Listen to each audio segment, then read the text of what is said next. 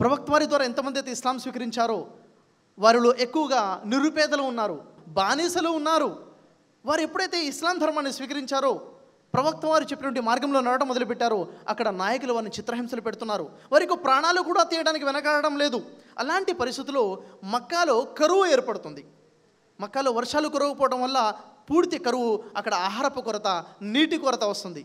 అప్పుడు చాలా కాలం అయిపోయింది, వేరే దారి ఏమీ లేదు. ప్రజలు ఆహారం లేక చాలామంది చనిపోతున్నటువంటి పరిస్థితులు ఏర్పడిపోతాయి. అలాంటి తరుణంలో ఆ అవిశ్వాసుల యొక్క నాయకుడు అయినటువంటి అబూ సుఫియాన్ మహాప్రవక్త వారి ఉద్దేశి, ఇలాంటి కరువు వచ్చి ప్రజలందరూ చనిపోతున్నారు కదా, నీ యొక్క అల్లాహకి నువ్వు ప్రార్థన ఎందుకు చేయవు? నీ అల్లాహకి ప్రార్థన ఎందుకు చేయి? కరువును దూరం అవ్వాలని, ఇక్కడ వర్షాలు కురవాలని అన్నప్పుడు ఒకవైపు ఇలా చిత్రహింసలు పెడుతున్నారు, వారే వచ్చి సహాయం అడుగుతున్నారు. ప్రవక్త వారు ఒక్క క్షణం కూడా ఆలస్యం చేయకుండా వెంటనే చేతులెత్తి అల్లాతో దువా చేస్తారు, ఓ అల్లా నీ యొక్క కారుణ్యాన్ని వర్షింపచేయి, ఇక్కడ కరువును దూరం చేయని చెప్పేసి. అల్లా ప్రవక్త ముహమ్మద్ వారి ప్రార్థన ఆలకిస్తారు, వర్షాన్ని కురిపిస్తారు, వారి యొక్క కరువును దూరం చేస్తారు. చూసారా, శత్రుత్వం వహిస్తున్నటువంటి వారి గురించి కూడా చెడుగా భావించలేదు. వారి అవసరాన్ని తీర్చారు, వారికి సహాయం చేశారు, వారి కోసం చేతులెత్తి అల్లాహకి ప్రార్థన చేశారు.